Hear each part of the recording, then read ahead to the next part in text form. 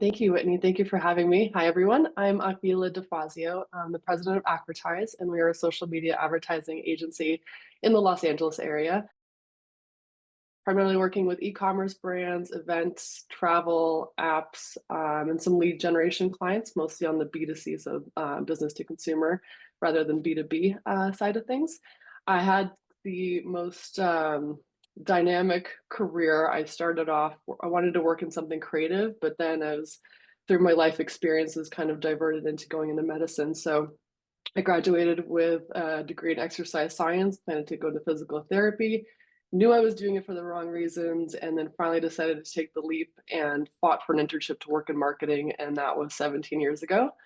And now I run my agency for the last 10, and I wouldn't change anything about it. I learned so much over the years. So hopefully I can offer some insights and advice depending on what you want to do with your careers.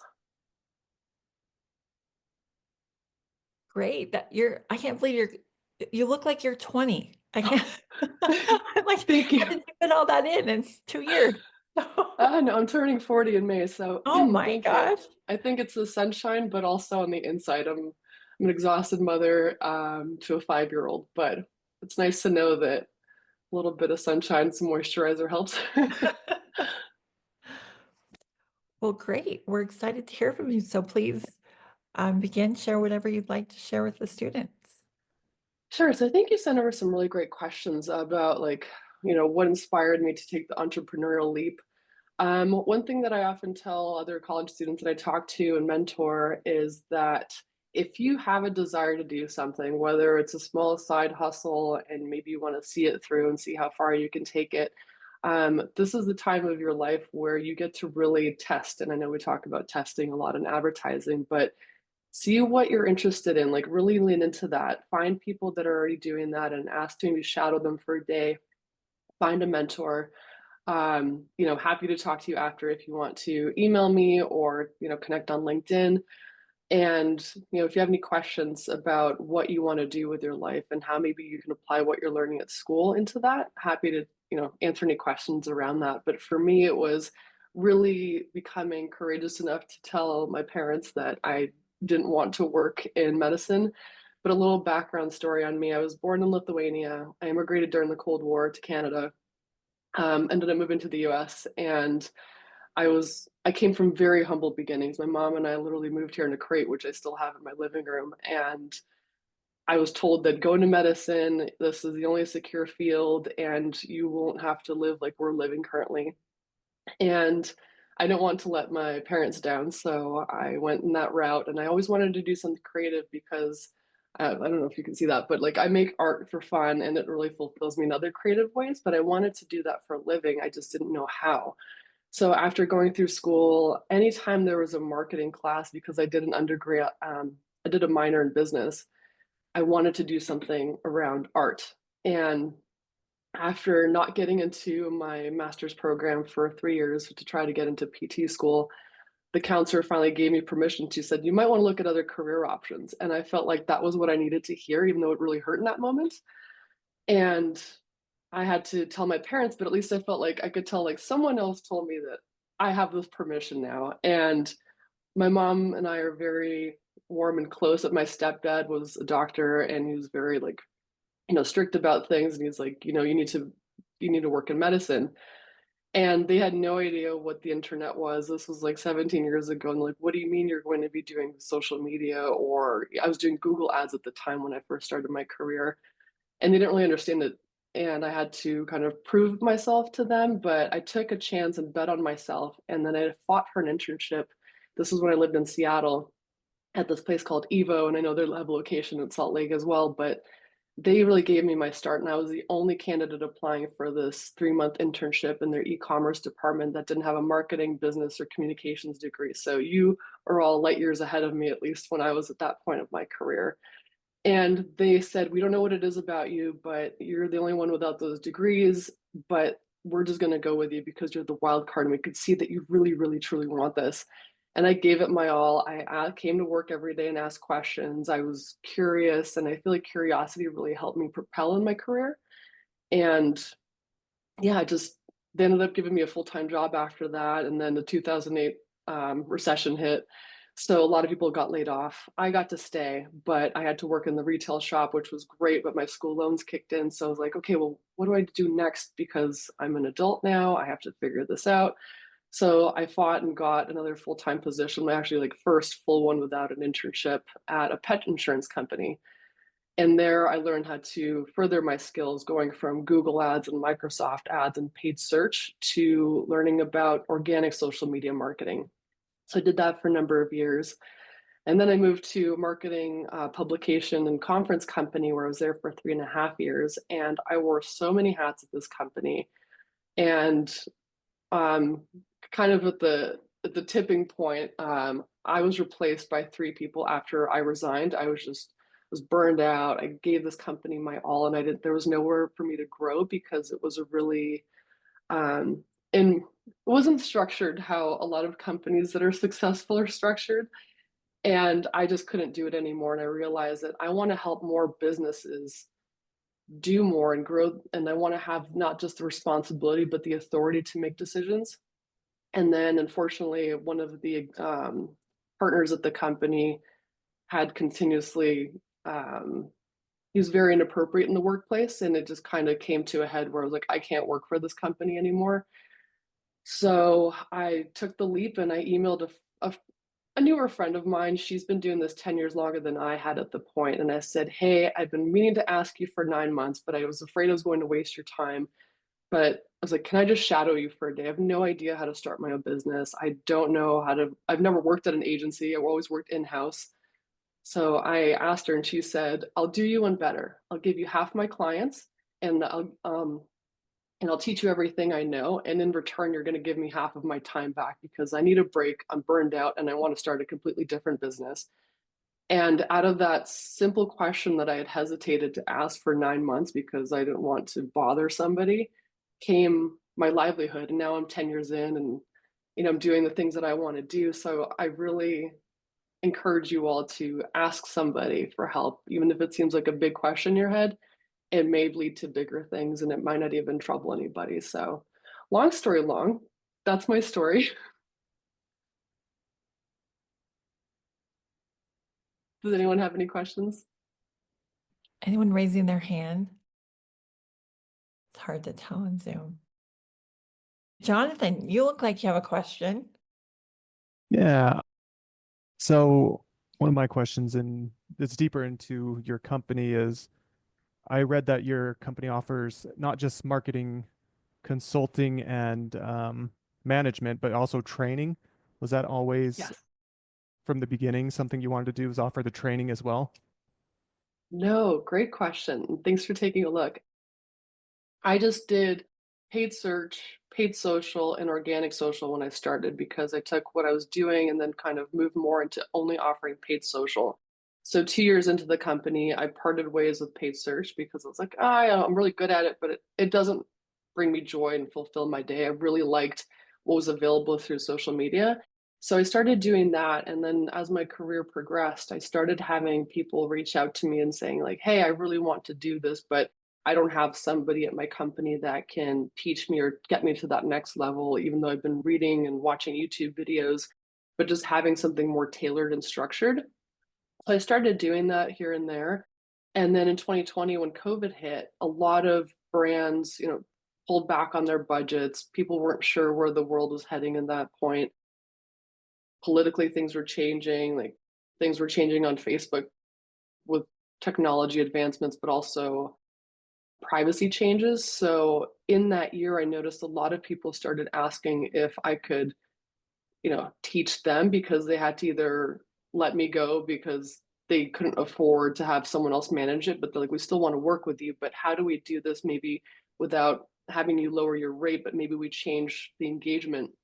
So in 2020, I did start training a lot more with agencies that were looking to have somebody oversee from a higher level with more experience with a team of greener, younger advertisers. So that was the year where I really leaned into that. Said maybe I should start actually actively offering this as a service for consulting and or training, depending on if you're a freelancer or you're a student or you're a brand or an agency. And I really crafted a service around that, and it's been successful since then.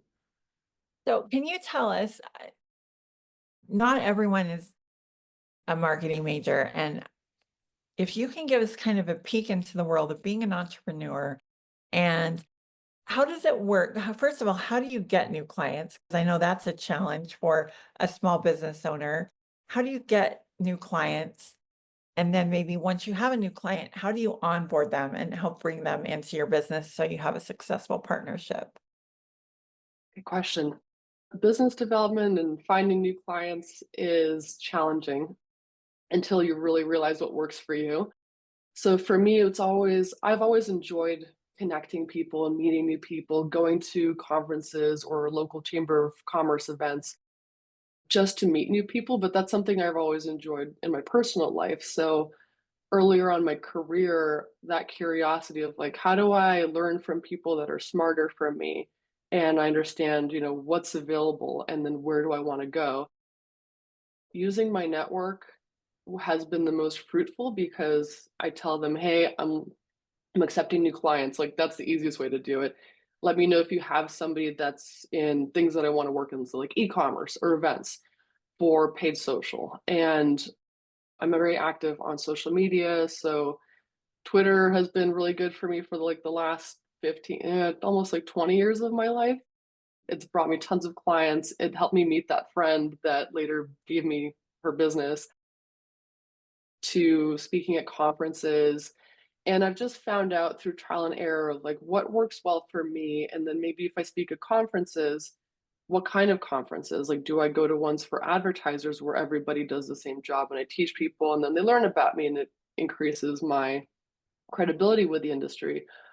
And or do I go to non-industry events? So I've kind of just tweaked it over the years and figured out how do I drive the most business for myself. And it's just been word of mouth through connections and just staying active because as my mom once told me, no one's just going to show up to your door and, you know, bring you gifts, right? So you have to really put your name and yourself out there and say, I'm so and so, I can do this, let me help you with that, and make it about the person or the company that you're looking to work with. And of course, when one thing I like to say about my company is that when our clients win, we win too. And I take that approach into finding other clients as well. Going on podcasts. I feel like when I did my first one years back, I was really nervous. And then I posted it, and then all of a sudden I started getting more and more requests that say, hey, I really like what you spoke about. I think my audience would like to hear more. And then I've really leveraged those to get in front of people while educating them. And not to say that they're going to be clients right after listening to that or seeing me speak at a conference, but that coupled with writing articles or being quoted in them and then sharing everything and just cross promoting all of the content that I have, it's kind of paid back in all those efforts because I still get leads from an article I published one company's site like 12 years ago, and it's outdated completely, but it still shows that I know what I'm talking about, and I feel like they have really good visibility with what they're doing, so then it's helped my company grow as well. And I believe your second question was about onboarding, right? If I can switch directions, it was interesting what you said about networking and speaking at conferences, going to conferences. And I know students are in a different position and just barely starting, right? And so Yeah. they're not really at the point where they're going to speak at a conference, but they're just dipping their toe into the water when it comes to networking. So, what advice would you give students? Because we hear that all the time. Well, yeah, network, and every speaker says that, and it's 100% totally true. But I think for students, it's exactly how do you do that? What is the first thing you do as a college student to start networking, right? As a professional, we know what that means, but as a college student, how would you do that? What's your first step? Find it a local event. A lot of them are free to go to. Just show up and make it a goal for yourself, even if you're a little bit of an introvert or you're a little bit timid up front. Just know that most people in the room are there alone as well and probably feeling the same way. So you just come to them and say, hi, I'm Akvile. What's your name? What do you do? Where do you work? Tell them about yourself. Say, I'm a college student. I'm studying this and came here tonight. It's my first time. Like, I don't know, ask for recommendations, start to build that rapport with somebody new, ask to exchange contacts if you're really having a nice conversation with somebody that you could foresee as maybe a future coworker or maybe a future contact to, apply to a company that you might be interested in. To this day, like, I still get nervous, especially when I go somewhere where I know other people aren't going to be there. Like, over time, when you start going to events, you start seeing the same faces and you kind of gravitate towards those people to catch up. But I still try to be mindful about I'm here to meet somebody new. So I'll set a goal of like, I'm going to talk to X number of people tonight, or at least it's my goal to exchange contact information with at least one person because then to me, I'm like, that's a success, right? I had one great conversation and not every event is going to be fruitful in whatever your goals are, but I think just getting into the room and saying hi to somebody will maybe, turn into something really great. And when you say find a local event, can you give us an example of how you would do that? Yeah, so I'll typically go to the Chamber of Commerce website. I know most cities have them. I know in Salt Lake City, there's Utah DMC. It's a nonprofit organization. I don't know if they're still doing monthly events, but I've spoken at some of those. My first public speaking engagement was actually with them in 2017, where I flew out and I came and they had me speak at the Adobe campus. So that was really neat. But there's a lot of marketers. I can ask around. I have some friends that used to be on the board at Utah DMC and see if they're still doing things. But I know there's a large group of people that still actively do events or do little get togethers. But start with the chamber, maybe connect with some people on LinkedIn or, other social channels if you follow them and they're making really great content and just say, "Hey, like I'm in the area, I'm studying advertising or business or whatever you are," and say, "Are there any events coming up?" Like, just ask some questions. Sometimes websites don't have most recent updates on calendars if they've done events and maybe they have future ones coming, but that could be a great way to start another conversation and break the ice. Yeah, so the Chamber of Commerce represents all different types of businesses, and they're a good place to start because you can find accounting or you can find HR or finance, really all the different or hospitality. The Chamber of Commerce will have representatives and members from all those industries. And then you can Google like American Accounting Association or look for them on LinkedIn, Google like those sorts of associations.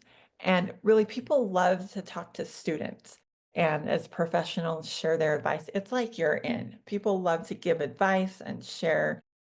And LinkedIn is a good place to start with that. And like you said, just show up. And so that's what I do. Google, I like what you said. Start with the chamber, then you're going to find all your different fields and then connect with those people on LinkedIn. And that because that's why they're a member of the Chamber of Commerce.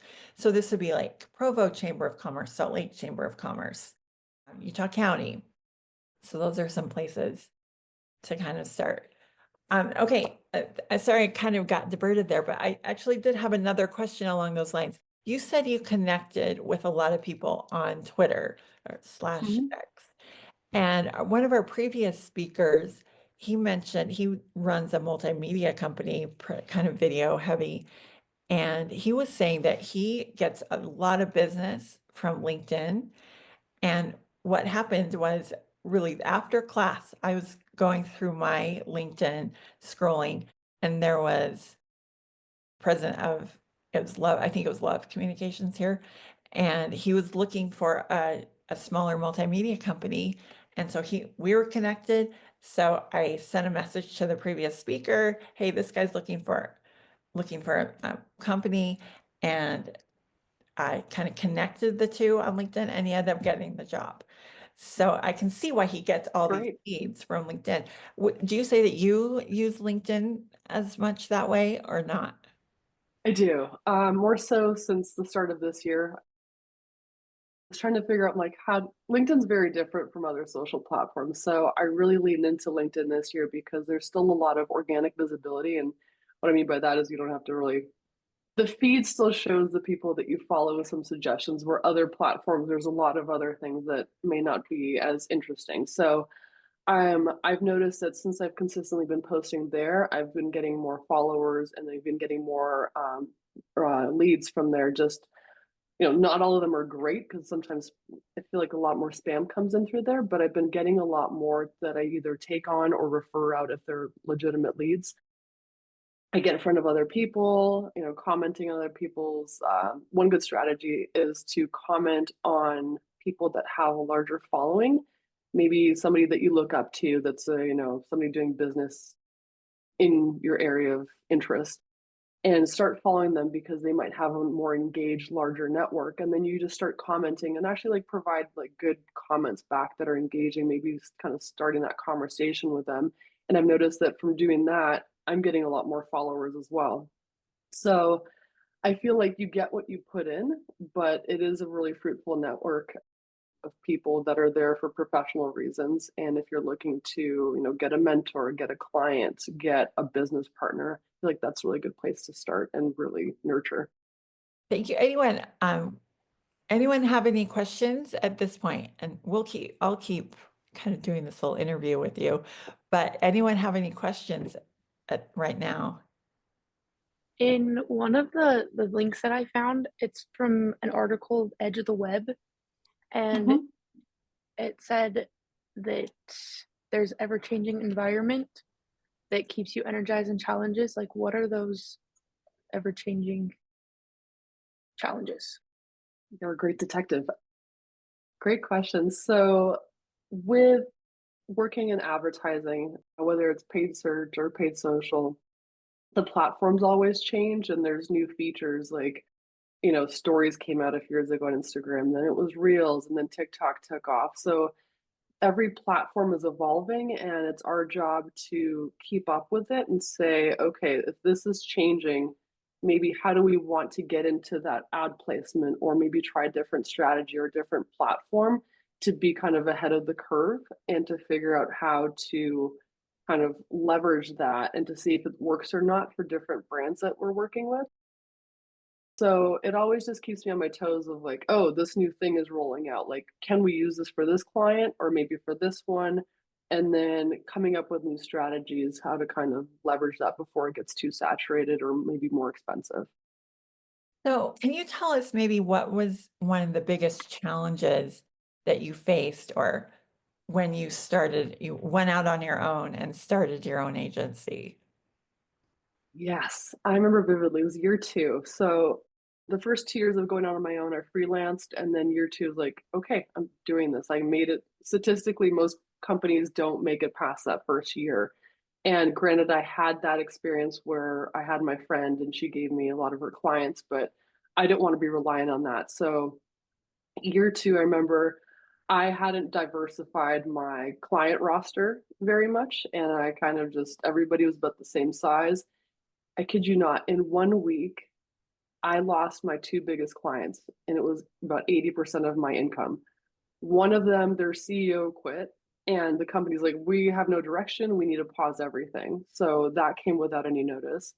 And then the other one got acquired by a larger company, which ended up being Thermos, and they came back to me as Thermos the following year, so that was great, but in the interim, I didn't know what to do. Like, I wasn't doing business development, and I felt like you don't really know until something really bad happens to you of, how you could have maybe prepared for that, especially if it was the first time that something really bad happened, and that was definitely I took a hard hit, and it took me about 8 or 9 months to rebound, and I was in the negative. I was just not even going out for coffee.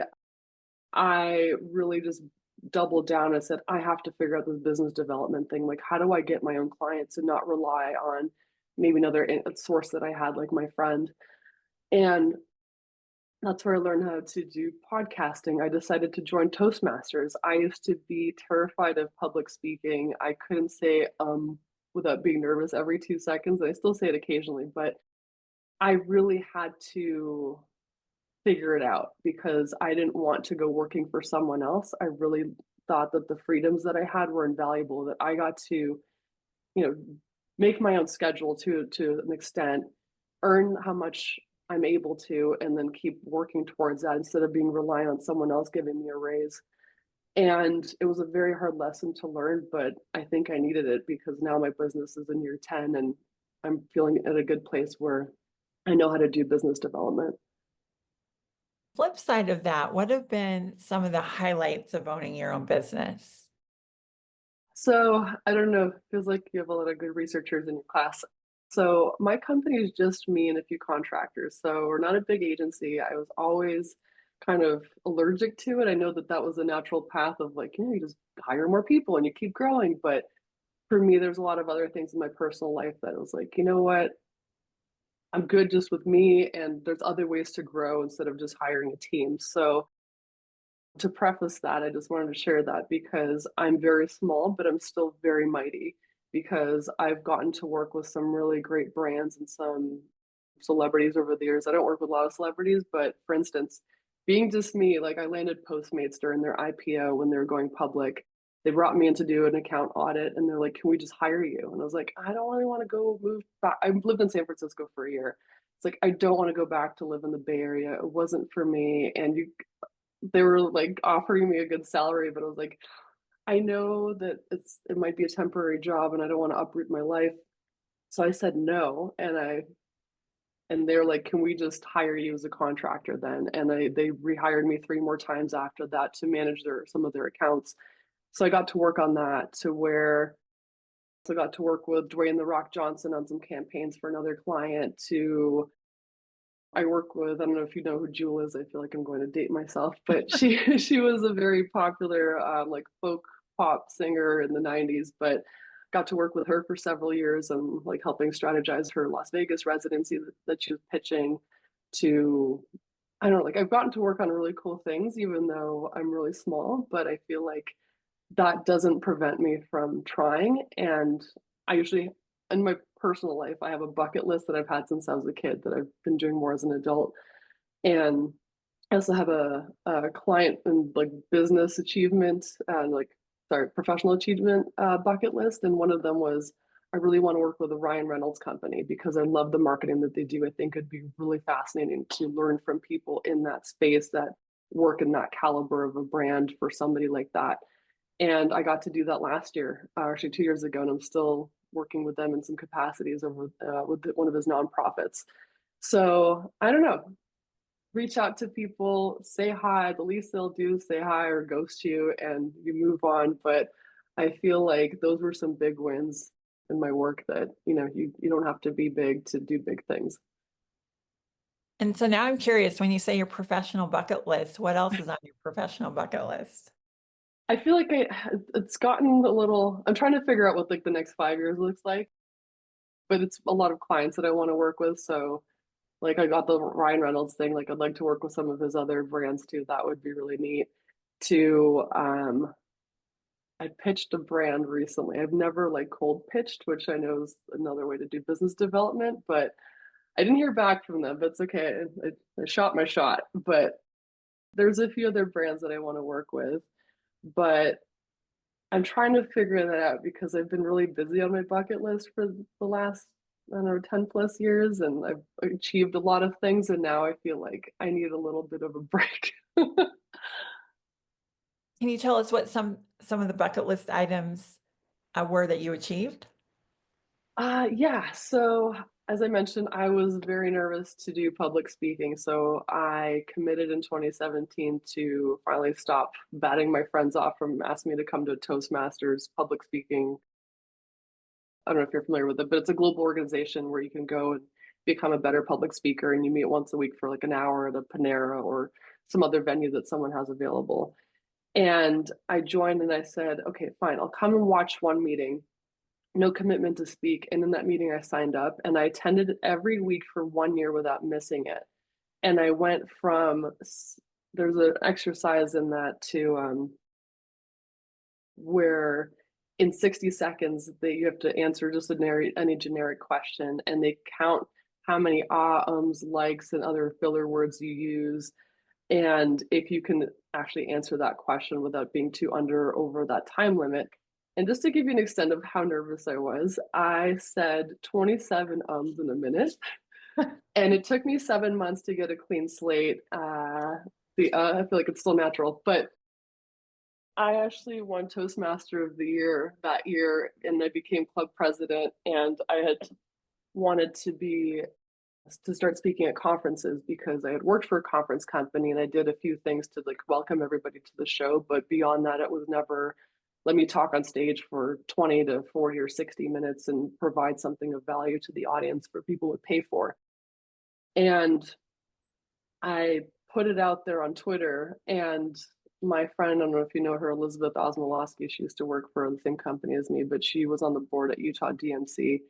And she pitched it to the president, and they said, yeah, come and speak at our next event. So I flew out, went to the Adobe campus, and that was my first time actually speaking. And I didn't know until I got there that I was the keynote speaker. And I panicked and they said, okay, just put your big girl pants on. Like, I'm here, we're doing this, just take everything that I've learned. And I'm not nervous, I'm excited, like really trying to do that perception change. And I got up and I did it. And that's where it started, where I started getting accepted and actually invited and to come back to conferences. And that was a huge goal of mine, just to be present, because I feel like I wouldn't actually physically black out, but I would black out when I would speak before in front of a room of people, even if it was 10 people that I didn't know. And I would just get nervous, like all the traditional signs of public speaking fear. And I overcame that. And I'm still a work in progress. I'm not the most polished speaker. I know, whatever public speaker you're thinking of. But it really grew my business and made me more confident in conveying my value, my fees, my services. And that was a huge bucket list thing for me for the last couple of years. And then it turned into, okay, well, what other conferences do I really want to speak at? And those became part of my bucket list. And as of last year, I checked off all of them. Well, congratulations on the Toastmaster Award and for checking Thank you. off the conference list. That's great. Thank you.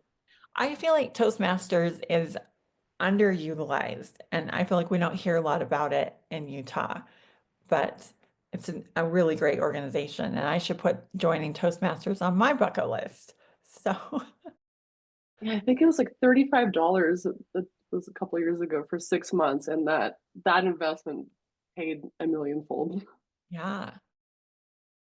So you mentioned that you're not really aggressive in hiring with your growth plan, but what do you look for when you are hiring a new employee? Maybe some of beyond the skills. Yeah, so I've hired interns and I have hired contractors over the years. And when it comes to advertising, do they have financial literacy? Do they understand profitability? Do they understand the different formulas? Because it's a lot of science and math meets art and creativity. So I feel like I need somebody that knows how to do a basic spreadsheet, put some formulas into it. If they don't know how to do it, you can Google or YouTube anything these days, but to really put in that effort. So I feel like somebody that's proactive, curious, that's really going to get them far in most lines of work. Strong communication skills. Not every day is going to be a good day at work, or, a campaign might underperform, and it probably will at some point. So I feel like being proactive and say, hey, I noticed this and it's not doing great. And here's why I think that. And here's what I'm going to do to try to resolve that. I feel like I'm hiring somebody to help me, and I don't want to have to double check everything and, trying to lighten my load a little bit and also teach somebody along the way. So somebody that has those core competencies and those types of behaviors really is attractive too, I think, for myself and also for most other employers. Let's see, does any of the students have questions at this point? My question is, how do you overcome when sometimes, because you were mentioning how when you hire, they need to be able to like do spreadsheets and have good communication skills. How do you overcome when like if someone has the communication skills, they're able to learn it, but they don't necessarily have the skill, like how are you able to compromise for that, I guess? Or is it best to move on sometimes when going through the hiring process with another candidate? Excellent question. So I feel like I'm very intuitive, and if I feel like it's a good character fit, like you show your interest, like it's genuine, that you are really trying and you showcase that through maybe things that you've shared during the interview process, but you don't know how to do a spreadsheet. that's something that could be learned, something that I or other employers will train you and teach you and lift you up to, say, here, I gave you this, try these exercises and run with it. I feel like a lot of employers will choose character over skills because you want it to be a good working match. How do you communicate with each other? Is it easy? Can you be honest? So I feel like that takes precedence over skills because skills are teachable, where character maybe not so much. Thank you. Anyone else have a question? Yeah, jump in, Truman. Hi.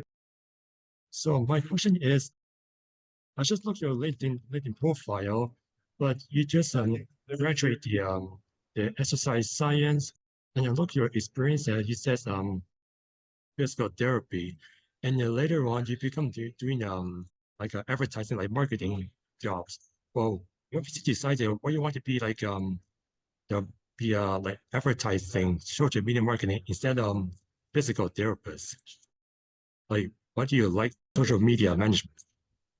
Yeah, that was quite the jump. We talked about it earlier, so I don't know if I joined us a little bit. But in summary, I was going down one path and I really wanted to do something creative for my career, but I have some family members that were in medicine and they persuaded me to go into that so that way I would have a stable, lucrative job, but it wasn't quite for me. So when I didn't get into physical therapy school after trying for several years, I ended up finding an internship that was really interesting to me, that I wanted to learn how to do marketing, because anytime when I was working as a physical therapist aide and there were marketing tasks at the clinics I worked at, I jumped all over them and I said, I don't know how to do this, but I'll figure it out, because no one else wanted to.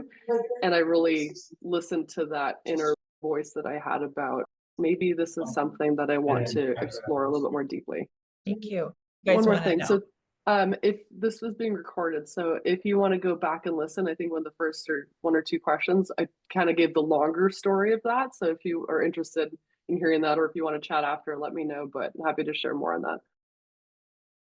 Yeah, for sure. It's a very interesting story. That's a good a good question for me. How did your kind of humble roots influence what you do today?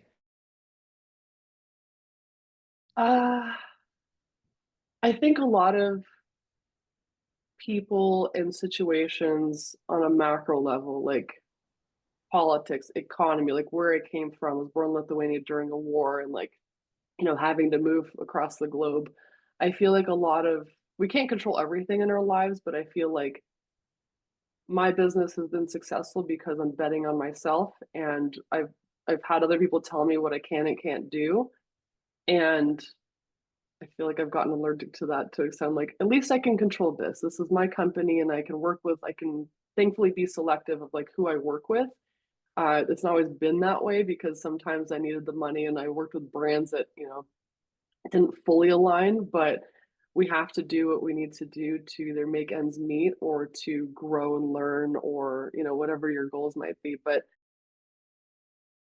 yeah, I just really tried to build something to call my own. And now I have a family, and it's the freedoms of working for yourself and building something that is so close to you, where I can still use both sides of my brain. I grew up very creative and wanted to do creative things. I get to do that, but I was also good with numbers and science. So like I finally found a career that made sense for me, and it took me a long time to figure that out through trial and error, but I finally figured it out. So Well, let's see. What advice would you give to these students who are at the beginning of their careers, looking, maybe exploring career options? Many of them already work, but if you were in their shoes, what advice would you give to these students, knowing what you know now? What would you say? be comfortable in the uncomfortable, especially as you start your career or change careers. It's new, there's a learning curve, but learning curves are temporary. So be comfortable in that and know that you're learning something, and you can hopefully apply that to whatever you're doing down the road. Embrace rejection and failure, because whether you work for yourself or you work for a brand and you're interviewing, I know the job market is really fickle and challenging currently, but keep on keeping on. Just, there's something and someone out there for you. be adaptable because things do change, especially if you work in anything digital, whether it's marketing or not, or web development or design, anything like that. Tools change, but a lot of those skills that you have that you continue to grow are transferable. Build a strong network. I know we talked about that earlier. So life takes a team. It doesn't necessarily need to take a large team, but have your people. Reach out to people, whether it's your friends, family, if you have somebody that's a mutual connection, maybe ask for an introduction, like really lean into that, build your network, build your community, find your people. So then that way, if you ever find like you're stuck at work or you're trying to launch a business, you have people that have done those things already that can help fast track you forward. And you're not like me where it took you a long time to figure things out and you didn't work in an agency before starting your own. So it's possible, but I made it a little bit harder for myself, but you'll figure it out too. And lastly, just bet on yourself. I like that. One thing that I just thought of in school right now, in college, you guys are a network. You all, get to know your classmates, exchange information. This is have access to a network. Just this class is a network. And then other people that are in your major or people that you meet on campus, this is an excellent time to build a network because you're all in the same situation as students. So start now with the people that you know. Let's see, we have time for about one last question. Who'd like to chime in? You said that even when you were working like in like the physical therapy offices, like the marketing still was what interested you. Was there like other aspects of like the marketing that was like really interesting before you made that jump from the medical or the medicine field into marketing? I think the prospect of helping people, to know that there's this product or service that can help them, really excited me because, in my group of friends, like if I find out something cool, I'm really excited to share it with other people. And I feel like that kind of fed into my career where I really enjoyed helping people in the PT setting, but it was usually sad. Like they're in pain, they had surgery, like they wanted it to be a silver bullet that they come in for 30 minutes and I fix them. And it was disheartening. So anytime there was like something uplifting, like, oh, who wants, I had PT because I had an injury once too. So like I knew firsthand how much that helps people. But I think that with marketing, you could help people build their lives and their companies. If you believe in something, whether you want to work with sustainable brands or maybe something finance heavy or tech, lean into what you're interested in, like what causes you to be like, "Ooh, that's really cool." Like, listen to that. Think about like, could I work doing this to, whatever that might be. But for me, that was just the excitement of sharing something great with other people and how do we get more people in the door. I was in the same boat. I was doing exercise science, and then I was almost done with my associates in that, and then I switched over to business in hopes of going into marketing. So this was very beneficial for me. Yeah. Oh, good. Do you have any questions about that transition or like how are you feeling about it? Are you excited? I enjoy it. Yeah. Good. It was the same, I wanted to be a physical therapist because I had gone to PT myself. So I'm like, I want to help people, but then I'm like, I don't know. But my question was having that experience, the background of physical therapy, has that helped you get any jobs, any clientele or any opportunities? It has. I don't tend to work with a lot of healthcare brands, but if it's a good one and I believe what they're doing and I can offer my skills to help them accomplish their goals, I'm all for it. So I consult with a lot of healthcare brands. So I feel like that gave me a different perspective. And they went with me because some companies prefer to work with agencies or freelancers that are specialists in like this vertical.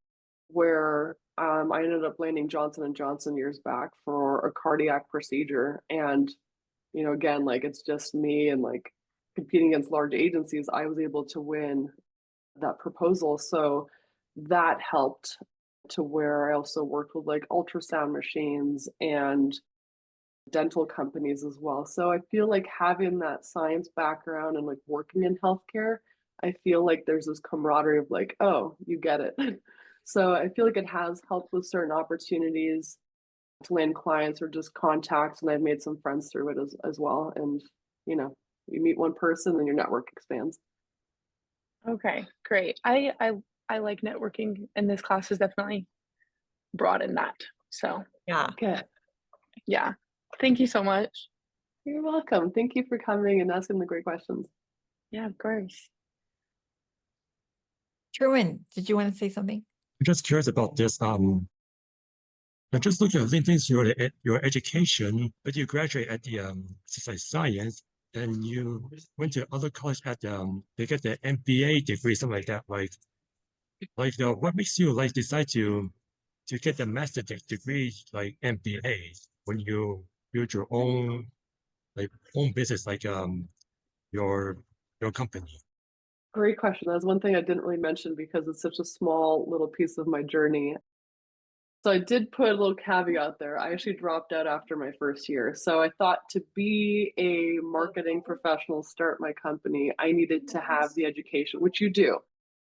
But education and different programs in different schools may not align once you figure out like, hey, I've tried a few things. I had a great experience in that first year of doing that MBA, but most of the classes were finance and accounting heavy, and there was only about 2 marketing classes in the time of the 3-year degree. And I was already looking at my school loan balance, and I was like, this is on me to pay for this. And like, do I see this as an like it is an investment, but also in my gut, I knew like this wasn't right for me. So I don't regret it. I didn't end up needing it. I think that maybe it could have gotten me further, maybe working, you know, maybe I could be VP level for a big corporate brand, but I think that that journey for me personally wasn't right. I had a lot of education. I appreciated my time in university, but I decided like I'm going to do this for me and make the decision sooner when I know something's off, unlike what I did for my undergrad.